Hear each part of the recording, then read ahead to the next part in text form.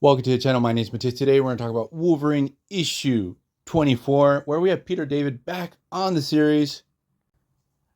Boy, did the Wolverine run early on have a lot of issues with its creative teams. Like first you had Chris Claremont, then Peter David, then Archie Goodwin, then Peter David's back. Then after this, we're going to finally get the first long-standing writer on the series with Larry Hama. Now this issue, it's okay. The story that we're going for is just like this one shot. But what I wanted to put some focus on is that like the main villain to the story, she's super interesting. Her name is Snow Queen. She seems to have a lot of potential. She's like this mercenary slash assassin type of character. After the story, we never see her again, and it's a real shame. To my knowledge, maybe she's appeared in a shit ton of comic books that I'm not aware of, but at least I've never seen her after this. And also, before we get into the issue, like the artist to this one is the legend Gene Colan, and he does a pretty good job, even though some of the panels feel a little bit rushed. This maybe is due to the fact that possibly there were issues with the colorist Mark Chiarello. There are things that are colored that should not be colored in that certain way and make things look really off. So the issue actually starts off, we have Snow Queen. She has arrived to Madripoor. She has a mission. She has this briefcase. And we have this street kid who steals this briefcase from this assassin. He makes a run for it.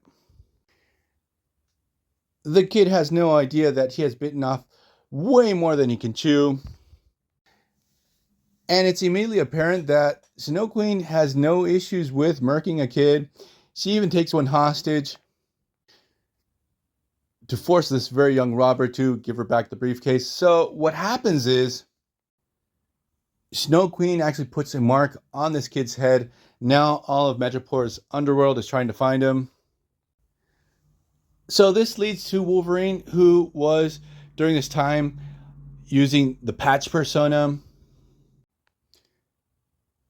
to stop this assassin. And the thing is, like the first time he confronts her, when he touches her, he gets like this psychic feedback that really knocks him out.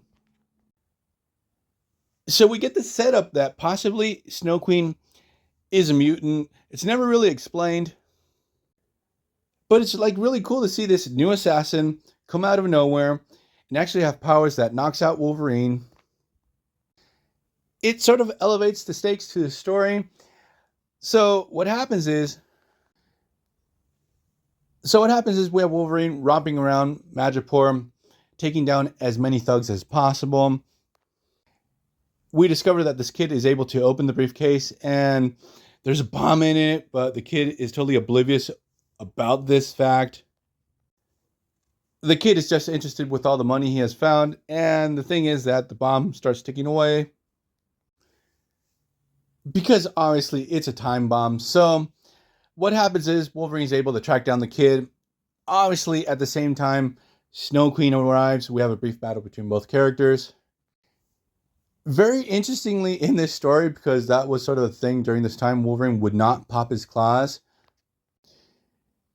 because he did not want to give away that he was alive, because it was established that the X-Men had died, but they were hiding in Australia. That's why he took up the patch persona and he wasn't running around in his Wolverine costume that much yet. Like every once in a while he would put it on. But the thing is that in this case, this lady has really pissed off Wolverine, so he has his claws out. But as a true hero, Wolverine is really focused on trying to save this kid. Once they get him out of danger, they don't care about the briefcase. They just throw it as far as possible to get Snow Queen away. And she has no idea that the bomb has been activated. And once she gets her hands on the briefcase, she opens it up. It explodes. No more Snow Queen. And that's how this story basically ends. We have just two panels. Wolverine with the kids.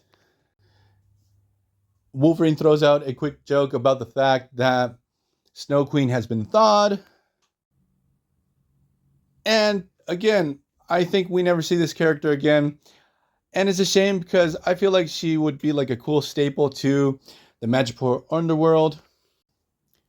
Maybe have her be a pain in the butt to S.H.I.E.L.D. or Black Widow, whatever.